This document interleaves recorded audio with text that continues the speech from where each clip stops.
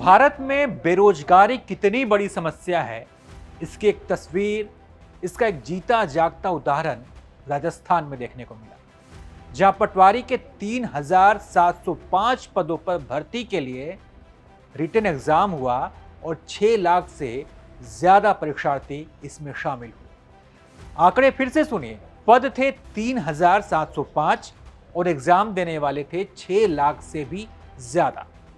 अगर आप राजस्थान में होते तो रोड पर कैसे बेरोजगारों का मेला लगा था देख पाते।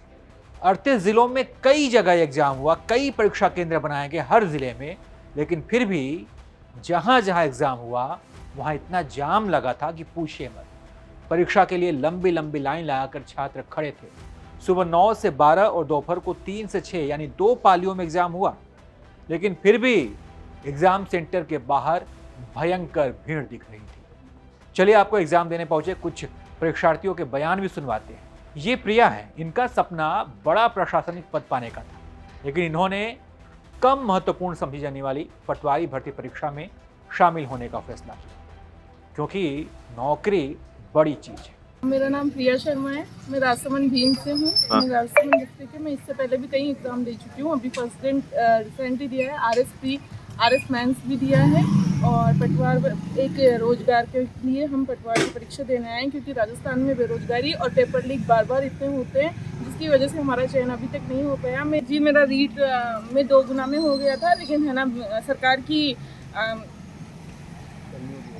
अव्यवस्थाओं की वजह से, पेपर लीक होने की वजह से मेरा अब तक चयन नहीं हो पाया। इसलिए इस छोटी सी परीक्षा जो 4,400 पदों की निकली है पटवार में रोजगार के लिए, उस परीक्षा को हम दे रहे हैं। कहीं ना कहीं ये भी कहीं ना कहीं कम पद हैं और संख्या काफी ज्यादा है, तो उसके बारे में क्या कहना चाहिए? तो हर एग्जाम में ही होते हैं, कम पद होते हैं, इतना ही है।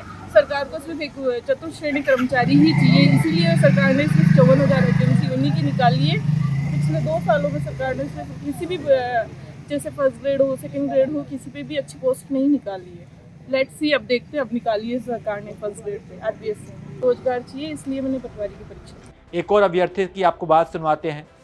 इन्होंने भी पटवारी के एग्ज़ाम दिए, इससे पहले RAS और भी कई दूसरी प्रतियोगी परीक्षाओं में शामिल हो चुके हैं, लेकिन अब ये छोटे पदों के लिए भी एग्ज़ाम दे रहे हैं, क्योंकि कुछ ना मिलने से कुछ मिल जाना थोड़ा बेहतर है। मेरा नाम शर्मिला सिंघवी है, मैं रेल मुंड्रा से हूँ। मैंने first grade, second grade, IPS, RAS के एग्ज़ाम दे चुकी हूँ, मगर मैं कुछ ना कुछ नंबरों से ले चुकी हूँ बार। जी, तो नौकरी गवर्नमेंट ही चाहिए आपको? हाँ। क्यों, क्या कारण है ये चाहिए नौकरी? पढ़ाई की है तो फिर जॉब तो करने के लिए की है ना। जी, और आज पटवारी का एग्जाम देना है, तो क्या सोच के आए हैं आप? बड़ों पदों पे मैंने मेहनत की है, तो मुझे लगता है छोटे पदों पे शायद निकल जाऊँ। अभिन भाई से मिलिए।